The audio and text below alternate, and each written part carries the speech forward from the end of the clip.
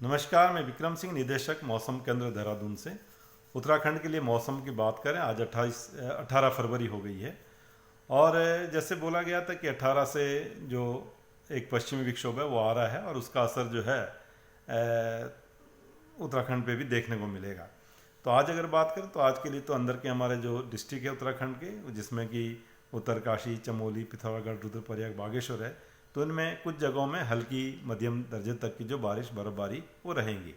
बर्फबारी की जहाँ तक बात है तो वो 3500 मीटर या उसके आसपास तक ही है या उसके ऊपर मिलेंगी। और बाकी जगह आप कह सकते हैं कि लाइट है, मॉडरेट रेंज जो वो दिखेंगी।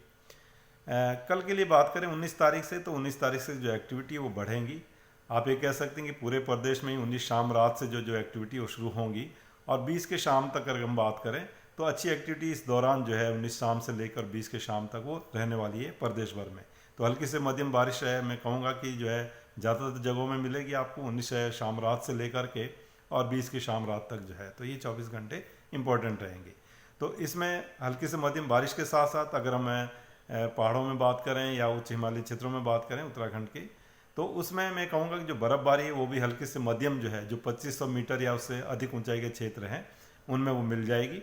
और जहाँ तक हैवी या वेरी हैवी स्नोफॉल की बात है, तो जो हमारे अंदर के डिस्ट्रिक्ट हैं उत्तरकाशी, चमोली, पिथौरागढ़, रुद्रप्रयाग, बागेश्वर, तो 19 शाम रात से लेकर के और 20 शाम रात तक की अगर मैं बात करूँ तो इसके दौरान हैवी से वेरी हैवी स्नोफॉल जो है इन अंदर के 5 डिस्ट्रिक्ट के जो प्लेसेस 3500 मीटर या उसके आसपास या उससे अधिक ऊंचाई के हैं वहाँ पर वो कहीं कहीं पर वो मिलेगा इस तरह की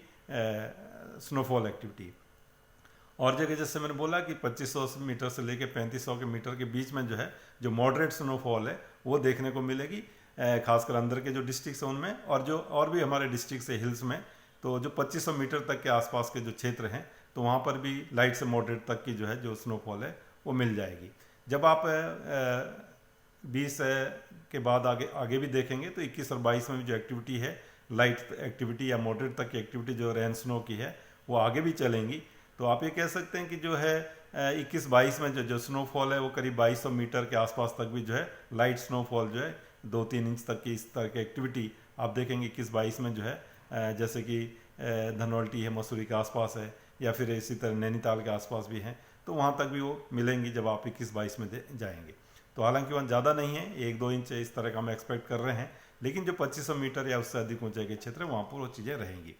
इसके साथ साथ अगर थंडरस्टॉर्म एक्टिविटी की बात करें जिसमें कि जो है बिजली का गिरना या साथ साथ जो है ओलावृष्टि है, तो ये भी 19 शाम रात से लेकर के और 20 तक इसमें ज़्यादा संभावना है। 20 तारीख तक जो है मैं कहूँगा कि ज़्यादातर डिस्ट्रिक्ट्स में जो लोअर हाइट्स के एरियाज हमारे हैं या प्लेन्स की बात करें तो इसमें जो ओलावृष्टि है वो कहीं कहीं पर वो देखने को मिलेंगी 19 शाम रात से लेकर और 20 के तारीख तक की अगर बात करें खासकर,